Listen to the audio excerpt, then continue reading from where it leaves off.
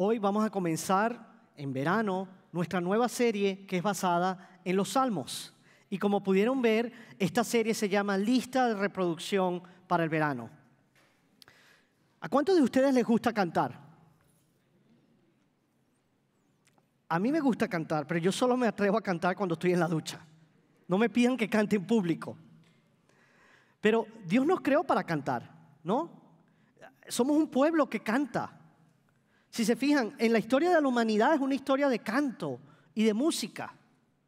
Cantamos cuando estamos felices, cantamos cuando estamos tristes, cantamos cuando estamos celebrando, cantamos en cumpleaños, a veces cantan en algunos funerales, cantamos cuando hay días festivos, cuando hay eventos deportivos, cuando hay conciertos. Vivimos cantando cuando conducimos por la carretera o, en mi caso, cuando estás en la ducha. Las personas cantan para comunicar sus sentimientos, para conectar con las personas, para divertirse, para aliviar el estrés. Hay distintos motivos por el cual cantamos. Pero cantar alivia el estrés y la tensión. Es más, los estudios han demostrado que cuando la gente canta, el cerebro libera hormonas que reducen el estrés y la ansiedad. Por eso, muchas de las personas que cantan viven mucho más tranquilos, más felices. Sofonías 3:17 nos dice que Dios canta. Y el Salmo 96:1 dice, canten al Señor un cántico nuevo. Dios quiere que le cantemos sin importar nuestras circunstancias, porque algo poderoso sucede cuando lo hacemos. En el libro de Salmos vamos a ver que es un libro de cantos y de oraciones de la Biblia. Este libro está compuesto por 5 libros de salmos y suma un total de 150 salmos que han sido recolectados por miles de años. Los salmos fueron esenciales para la adoración en el antiguo Israel y siguen siendo importantes hoy en día para nuestra adoración. Pero cuando piensas en estas canciones que encontramos en los salmos, es más una lista de reproducción que grandes éxitos. Por ejemplo, hay diferentes estilos y géneros.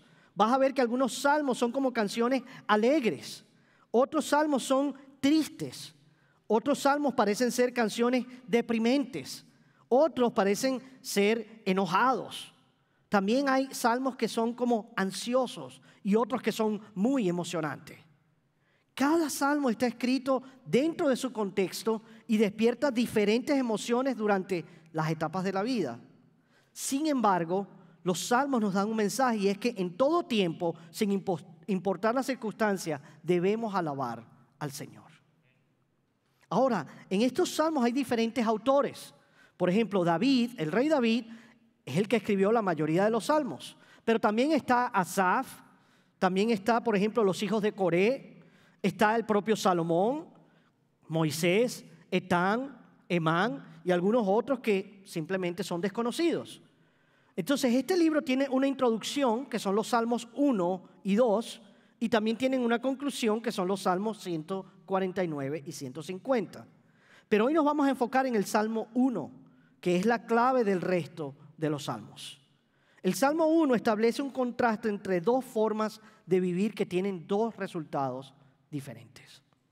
Un camino que conduce a la bendición y un camino que conduce al quebrantamiento, a la maldición.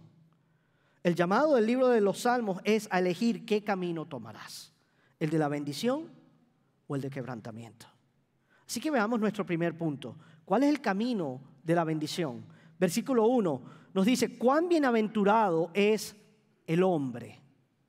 Ahora, esta palabra con la que abre el salmista, bienaventurado, ¿sabías que está 26 veces repetida en los salmos? Cuando una palabra se repite tantas veces es porque es muy importante. Y aparece 26 veces en los salmos. Y ser bienaventurado significa estar permanentemente feliz, satisfecho, con una profunda sensación de bienestar. Es decir, ¿sabías que Dios quiere que seas bendecido y no miserable?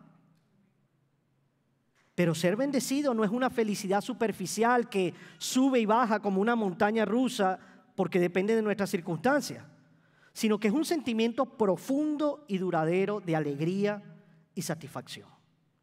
Dios es un buen padre y los buenos padres quieren bendecir a sus hijos. Así que Dios quiere bendecirnos. Nuestro Padre Celestial quiere que seamos bendecidos. Pero esto no significa que Dios nos va a dar todo lo que nosotros queremos. Eso sería más bien una maldición.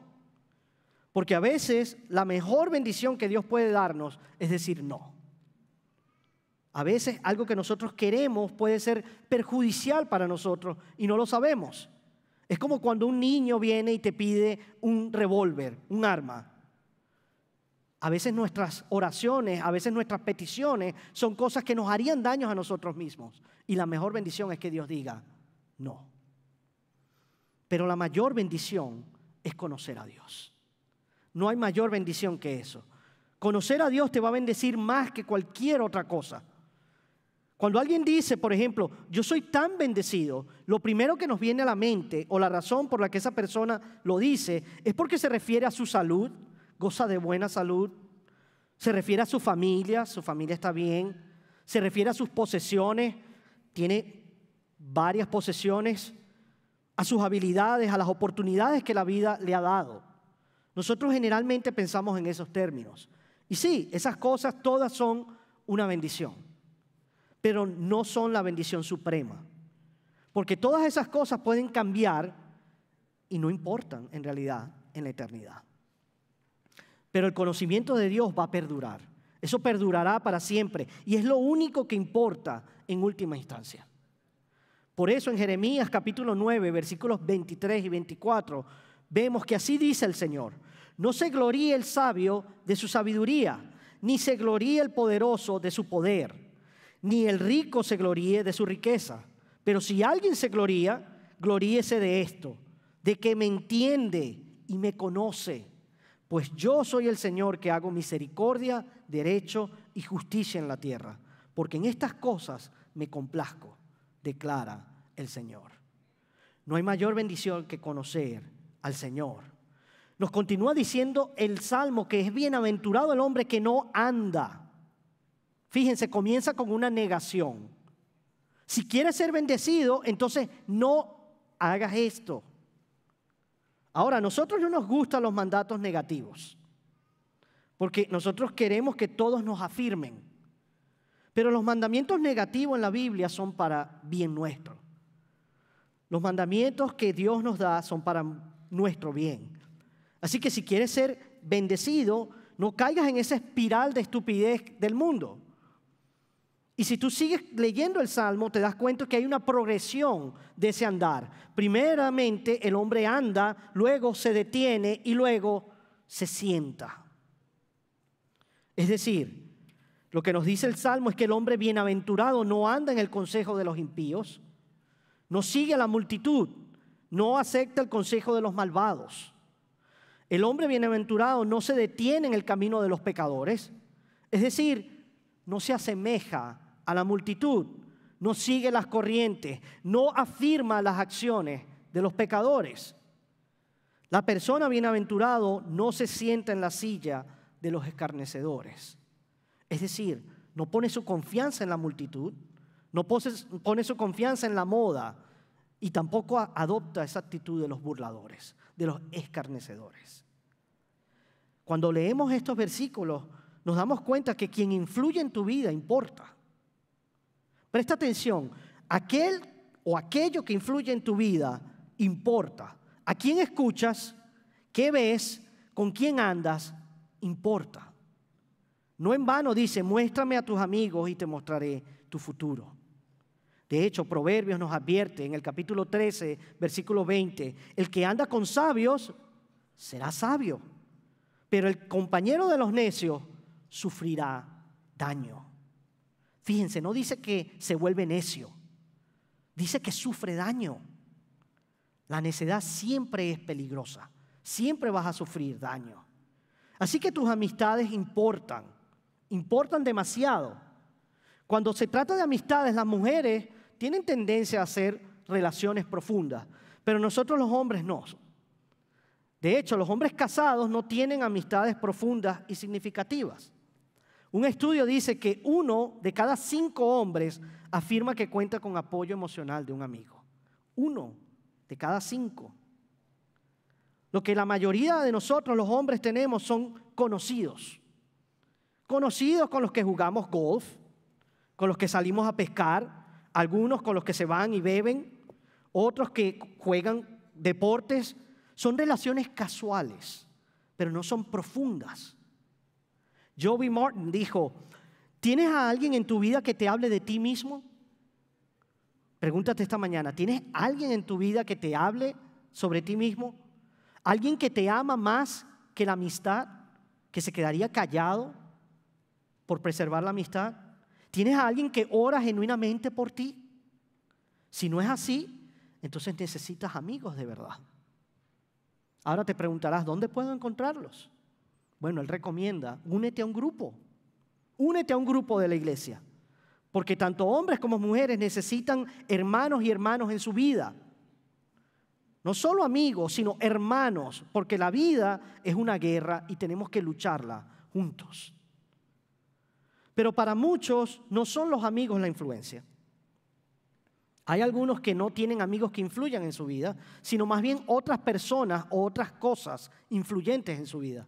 Como por ejemplo Hollywood, la televisión, la radio, las redes sociales. Hollywood, de hecho, ha moldeado la cultura estadounidense aceptando el pecado como algo normal y la rectitud como si fuese algo extraño, algo raro. Hollywood ha marcado la narrativa de nuestro país y del mundo. Ha creado narrativas culturales que controlan silenciosamente lo que piensa nuestra sociedad. Fíjense, si ustedes van al cine, en las películas van a ver que usan el nombre del Señor en vano. Es más, maldicen el nombre de Jesús. Se ven parejas besándose y desnudándose allí en plena pantalla. Hoy en día se ven parejas del mismo sexo haciendo todo tipo de actos despreciables delante de una cámara. ¿Qué pasaría si eso sucediera aquí en la iglesia? ¿No estaríamos horrorizados? ¿No diríamos en algún momento, ya basta, no puedes hacer esto aquí en la iglesia? Sin embargo, cuando estamos en el cine, este mismo comportamiento ocurre allí en las películas y nosotros lo consideramos como entretenimiento. Los cines, por eso dicen, se han convertido en la iglesia más poderosa de Estados Unidos, donde la gente, incluso los cristianos, aceptan como entretenimiento las conductas y las expresiones pecaminosas que jamás aceptaríamos aquí en la iglesia. El hombre bienaventurado no anda en caminos de pecadores, tampoco se sienta en la silla de escarnecedores. Y cuando dice escarnecedores, la palabra es burladores, personas sarcásticas, orgullosas, que utilizan la risa y el engaño para alejarte de Dios. Son personas que desprecian al pueblo de Dios. Son muy ingeniosos y tienen lengua afilada. Y utilizan esta narrativa del odio en las redes sociales, esta narrativa de nosotros contra ustedes para crear división, para influir, para hacer que la gente se sienta miserable como ellos. Son influencers, así que influyen a los demás. Así que sentarse con los escarnecedores es identificarse con ellos. El mundo llama al mal bien y al bien mal. Tienen las cosas al revés. Entonces, eso se convierte en una identidad. Lo malo se convierte en identidad. Y ellos dicen, esto es lo que soy. Yo soy esto. Y si no te gusta, entonces eso significa que no te caigo bien. Yo puedo ser hombre, pero si yo digo que soy mujer, entonces soy mujer. Y si a ti no te gusta, entonces tú me odias, tú estás contra mí. Y la gente piensa que ser fiel a uno mismo está bien. Solo sé fiel a ti mismo, siempre y cuando seas sincero y tengas buenas intenciones. Pero todo se trata de la dirección hacia la que se dirige tu vida. No se trata de tus intenciones. Es la dirección, no tu intención, la que va a determinar tu destino. Si tu vida va en la dirección equivocada, no importa lo mucho que tú te esfuerces, no importa qué tan buenas sean tus intenciones, no vas a terminar en el lugar correcto. Por ejemplo, si tú dijeras hoy, quiero salir hacia Tampa, y tomas la 75 en dirección sur desde Naples, no importa cuánto ores, no importa cuán buenas sean tus intenciones, sigues yendo en la dirección equivocada y vas a terminar en el destino equivocado, porque para ir para Tampa no se toma la 75 vía sur, ¿o sí? No son tus intenciones, sino la dirección que lleva tu vida la que determina tu destino. Asimismo, el camino de Dios y el camino del mundo son dos caminos diferentes, muy, muy diferentes. Por ejemplo, el mundo tiene una visión diferente del sexo. Para el mundo se trata de coquetear, de juntarse y vivir sin casarse, y luego, si no funciona, romper y luego repetirlo de nuevo, cuantas veces sea necesario. Cuando se trata del dinero, el mundo te dice, consigue todo lo que puedas. Puedes tenerlo todo. Es más, tienen esta actitud egoísta que dice, lo mío es mío, no, y lo tuyo también es mío. Todo es para mí. Cuando se trata de las relaciones, todo se trata de tu felicidad. Si tú no eres feliz, simplemente vete. Y también tienen una visión muy distinta del placer. Si te hace sentir bien, hazlo. No importa cuáles sean las consecuencias. Pero el Salmo nos dice en el versículo 2, en cambio, el hombre bienaventurado se goza y se deleita en la ley del Señor, en la instrucción del Señor. En lugar de escuchar al mundo, escucha la voz de la verdad de la palabra de Dios. Y cuando tú te deleitas en algo, es porque lo amas. Es muy difícil deleitarse en algo que tú no ames. Es muy difícil deleitarte en tu esposa si no la amas. Entonces no se trata de obligación, no se trata de leer esta palabra porque tienes y sientes obligación, sino por amor, porque es tu deleite. En su ley medita de día y de noche. Es decir, piensa constantemente en la palabra de Dios y reflexiona sobre ella. No es simplemente entrar, leer unos versículos y salir. No es solo leer unos versículos y luego seguir con el resto de tu día. Es pensar en la palabra una y otra vez durante el día. De hecho, Martin Lloyd Jones dijo alguna vez, la meditación, meditar en la palabra, es como un hombre que viaja lejos de casa. Él solo tiene una foto de ella. La saca, la mira, se detiene en ella y llega al corazón. La mantiene cerca de él, la recuerda a ella y mantiene sus pensamientos en ella. De la misma manera, la palabra debe estar muy, muy cercana a nuestro corazón. Y meditar no es vaciar la mente. No es vaciar la mente como nos ha enseñado el mundo. No es a través del yoga y de vaciar tu mente. No, es todo lo contrario. Es llenarla con la palabra de Dios. Piensas en ella por la mañana, por la tarde y por la noche. Meditar es apagar ese ruido del mundo para subir el volumen de la palabra de Dios. Muchos cristianos hablan mucho de la Biblia, pero saben muy poco de ella. Muchos la escuchan, algunos la leen y la estudian, pero muy pocos meditan en ella y la memorizan. Pero el Salmo nos dice, meditar en ella es vida. Y quien lo hace, nos dice el versículo 3, es como un árbol plantado junto a corrientes de agua. Si tú te fijas en el desierto árido y seco, si allí hay un árbol verde, es porque ese árbol está plantado cerca de agua. Si no, no habría manera. Todo lo demás está muerto y seco, pero el árbol está vivo porque tiene fuente de vida en el agua. Y eso es lo que nos dice el salmista sobre la persona que se deleita en la palabra y medita en ella. Esa persona está desarraigado del mundo y está profundamente enraizado en el agua viva de la palabra de Dios. Spurgeon lo puso así: los verdaderos lectores de la Biblia nunca la encuentran tediosa. Les gusta menos a quienes la conocen menos, y la aman más quienes la leen más. La encuentran más nueva quienes la conocen desde hace más tiempo, y encuentran el pasto más rico quienes han sido alimentados por más tiempo. Nadie supera nunca la Escritura. Es un libro que se expande y se profundiza con el pasar de los años. Y la persona que medita en la palabra da fruto a su tiempo, nos dice el Salmo. En el tiempo da fruto. Y ese fruto es producido por la palabra de Dios y el Espíritu de Dios en el Hijo de Dios.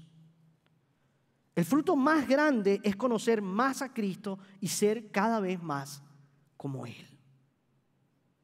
Y es un fruto del Espíritu. Multiplicación, nueva vida. Cuando tú vas a la tienda de supermercado, el fruto viene de la sección de las frutas y verduras. No viene de la sección de productos manufacturados. Una manzana no es igual a una Oreo. De esa misma manera, el fruto no es producido simplemente por la persona, no es manufacturado, sino que es producido por el Espíritu Santo y por el deleite en su palabra. Y esa persona es como un árbol cuya hoja no se marchita. En este calor abrasante que estamos viviendo aquí en Florida, es un árbol que no se quema con el sol, no se seca. Aunque las condiciones externas parezcan insoportables, el árbol está allí, prospera y está sano. En todo lo que hace prospera, dice la palabra. Es decir, logra lo que se propone. No se trata de una prosperidad relacionada a la salud, a la riqueza, sino a la presencia y a la sonrisa de Dios, a la aprobación de Dios en tu vida. Así que la palabra de Dios es la reserva oculta de vida. Cuando todo el infierno se desata fuera de nosotros, cuando todo se está cayendo allá afuera, nosotros podemos mantenernos frescos y tranquilos, serenos, gracias a la palabra de Dios. La persona bienaventurada es la persona que cuando la cortas, sana escrituras. Cuando la cortas, sangra escrituras. Así que solo hay dos tipos de personas. Dos tipos de personas en este mundo. Las que tienen miedo y las que leen la Biblia. Padres, el mejor regalo que pueden darle a sus hijos es la palabra de Dios. Los mejores recuerdos que van a tener sus hijos es verlos a ustedes leer la Biblia. Sean personas de la Biblia. Enseñen la Biblia a sus hijos. Oren las Escrituras sobre ellos. Enséñenle que la palabra de Dios es una prioridad en sus vidas y que Dios ama tanto a sus hijos que le ha dado su palabra, le ha revelado su voluntad y que está cercana a ellos. Así que el camino a la bendición es el deleite en Dios y en su palabra. Pero el Salmo también nos muestra otro camino y es el camino al quebrantamiento o a la maldición. Versículo 4 nos dice, no así los impíos. Y aquí está el contraste. Los que siguen al mundo y van por su propio camino, en vez de ir por el camino de Dios, siguiendo su palabra, no serán como el hombre bienaventurado. Andan en el consejo de los impíos, están en el camino de los pecadores, se sientan en la silla de los escarnecedores. No se deleitan en la palabra de Dios, ni meditan en ella. Por lo tanto, nos dice el Salmo, son como paja que se lleva el viento. Un grano de trigo tiene una cáscara exterior que debe ser removida. Y cuando es removida, a menudo es sacudida y luego se la lleva el viento. Así son estas personas, son inestables, sin futuro, sin valor ni dignidad. El Salmo nos dice que los malvados son como la paja de trigo. Son polvo en el viento. Cáscaras de trigo huecas, sin fruto, sin raíz, sin conexión al agua, temporales, que se las lleva el viento. Ahora, no siempre va a ser obvio a primera vista que una persona es una cáscara vacía. Pero eventualmente, cuando surjan las crisis y los problemas, allí se va a revelar rápidamente. Así que nosotros debemos recordar que todas las glorias de este mundo son como paja. Todo el esplendor, toda la fama, toda la fortuna, las posesiones, la popularidad, la celebridad, el número de seguidores que tienes en Instagram, en YouTube, todo es como paja que se lleva el viento. Nada va a perdurar. El Salmo 49, versículos 10 al 12 nos dice: porque Él ve que aún los sabios mueren, el torpe y el necio perecen de igual manera y dejan sus riquezas a otros. Su íntimo pensamiento es que sus casas serán eternas y sus moradas por todas las generaciones. A sus tierras han dado sus nombres, pero el hombre en su vanagloria no permanecerá. Es como las bestias que perecen. Por lo tanto, en el versículo 5 vemos: no se sostendrán los impíos en el juicio. A diferencia del árbol, los malvados son débiles, no tienen raíz ni fundamento sobre qué apoyarse en el juicio. Este es un diagnóstico espiritual de las personas quebrantadas y vacías. Por lo general son personas que viven ansiosas, que son inseguras y que son temerosas. Toda persona que tú veas allá afuera que no tiene la seguridad de vida eterna en Cristo, vas a encontrar ese mismo diagnóstico. Temerosas, ansiosas, angustiadas, inseguras. ¿Por qué? Porque en el fondo saben que no son capaces de estar de pie, de sostenerse ante un Dios que es santo en el día del juicio. Pero el versículo 6 nos dice que el Señor conoce el camino de los justos. El Señor conoce el camino de los justos. Y conocer aquí es mucho más que saber información sobre alguien. No nos está diciendo que el Señor sabe toda la información sobre ti. Nos está hablando de un conocimiento íntimo de alguien. Es una relación. Dios conoce a los justos. Dios conoce a los salvos. Los reconoce, los aprueba. Él tiene una relación personal con ellos. Se preocupa por ellos. Los cuida, los guía, los protege. Pero no así para los impíos. El camino de los impíos, nos dice, perecerá. El camino va a llegar un momento en que llegará un callejón sin salida y que te llevará a la ruina. Todos sus planes y sus esperanzas se frustrarán y quedarán en nada. No tienen ninguna relación, no tienen ninguna conexión con Dios. Por lo tanto, no tienen futuro. Se dirigen al infierno. Hay un camino que al hombre le parece correcto, pero el final es la muerte. Así que tu deleite, mi hermano, es lo que determina tu destino. En lo que tú te deleites es lo que va a determinar tu destino. Por eso nuestro Señor dijo claramente en Mateo capítulo 7, versículos 21 y 23, no todo el que me dice Señor, Señor, entrará en el reino de los cielos, sino el que hace la voluntad de mi Padre que está en los cielos.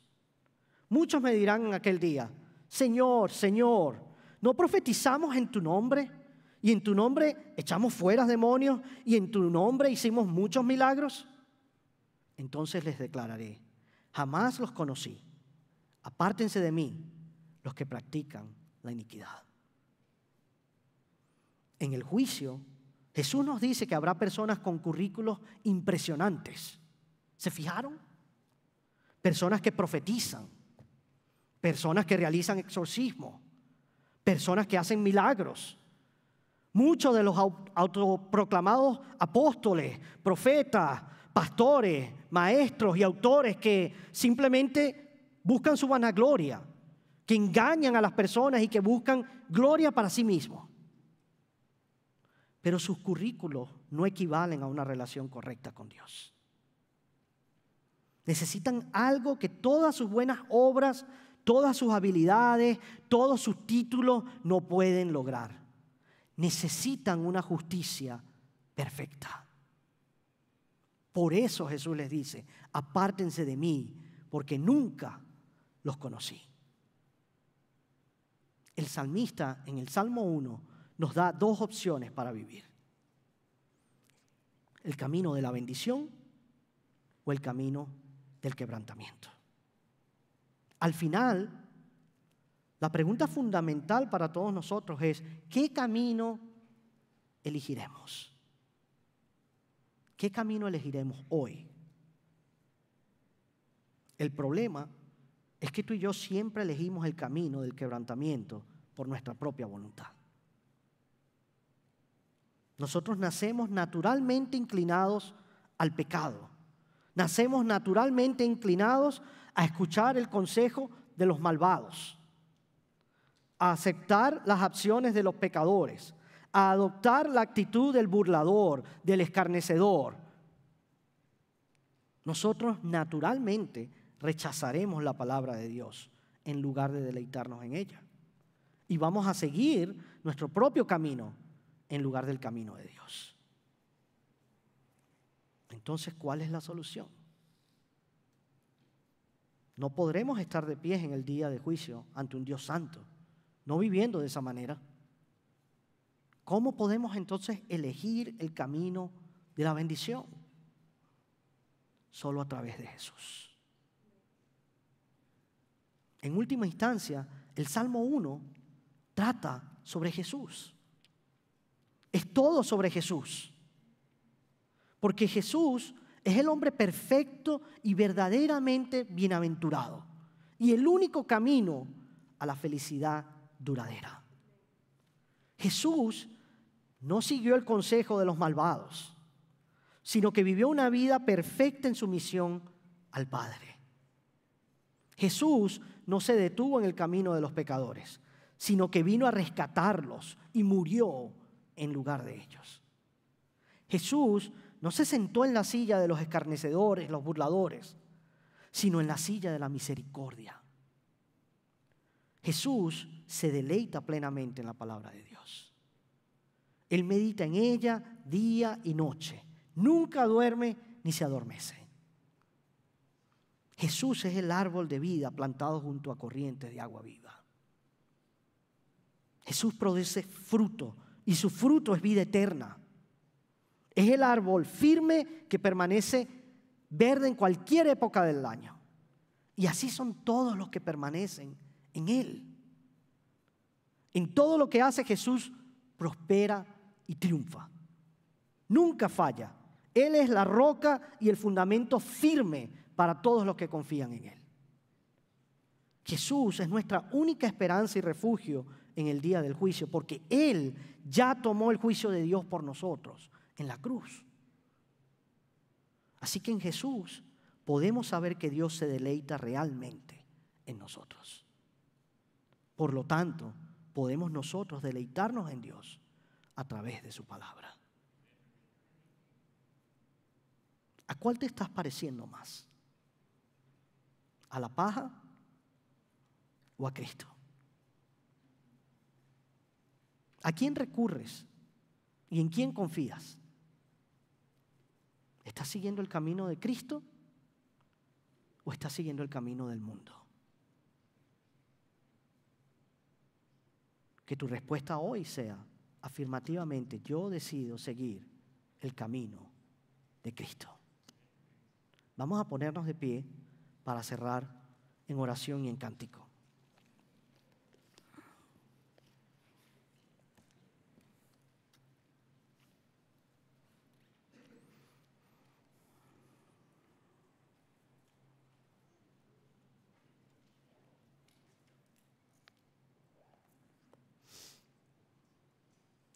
Bien, antes de orar, como siempre, queremos darte la oportunidad de que tú respondas al mensaje. El Salmo 1 tiene dos aplicaciones. Para los creyentes la aplicación es clara. Deleítate en la palabra del Señor. Deleítate en Dios. Medita en la palabra de noche y de día. Yo sé por experiencia que la mayoría de nosotros no pasamos el tiempo suficiente meditando en su palabra. Así que si ese eres tú hoy y necesitas fortaleza, necesitas arrepentirte y pedirle al Señor que te dé fortaleza para meditar en su palabra, para pasar más tiempo con Él, para comenzar a imitar su camino en vez del mundo, pasa hoy adelante. Oremos juntos. Pidámosle perdón al Señor si hemos tomado su palabra en vano, si no la hemos tenido cerca de nuestro corazón. Y la otra aplicación es para los no creyentes. Si tú te encuentras aquí hoy y no has rendido tu vida a Cristo, lo que dice el Salmo sobre los malvados aplica a ti. No podrás estar de pie en el día del juicio. No podrás sostenerte delante de un Dios santo. Porque la única manera de estar de pie, de sostenerse delante de este grandioso Dios, es teniendo a Jesucristo a tu lado. Así que si ese eres tú hoy y quieres entregar tu vida a Jesucristo, pasa adelante y con gusto oraremos contigo. Padre, te damos gracias por este día, por esta hermosa mañana en la que hemos podido reunirnos, exaltar tu nombre, Señor, con alabanzas y cánticos, porque tú te lo mereces, Señor, porque eres digno de toda gloria y de toda honra, porque eres grandioso, misericordioso, amoroso, lleno de gracia. Te pedimos, Señor, que nos ayudes a ser más fieles, Señor, a pasar más tiempo en tu palabra, a pasar más tiempo en devoción contigo, a meditar en tu palabra día, tarde y noche, a llevarla con nosotros, Señor, muy cerca de nuestro corazón, a no escuchar el consejo del mundo, de los impíos, sino de afirmarnos en tu palabra y en tu consejo.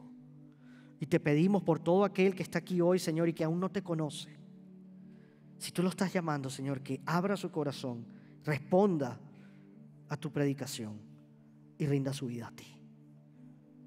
No hay mayor gozo que conocerte a ti. No hay mayor bendición que conocerte a ti y ser más como tú. Y no tendremos manera, Señor, de estar delante de ti, al menos que Cristo esté allí al lado de nosotros. Así que te damos gracias por tu Hijo. Y es en su nombre, Jesús, que oramos. Amén y amén.